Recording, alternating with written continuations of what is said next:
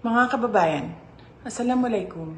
Hindi sapat ang mga salita upang mabigyan natin ng tunay at makahulugang parangal ang 6 na mga sundalo na nasawi sa pakikipaglaban sa teroristang Maute Group sa Munay, Lanao del Norte noong ika-18 ng Pebrero.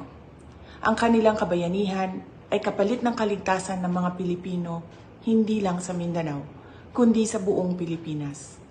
Sa ating pakikiramay sa kanilang mga pamilya ay tandaan sana natin na totoo ang banta ng terorismo at wala itong pinipiling biktima. Tandaan din natin ang panganib ng pangalap ng kabataan sa terorismo.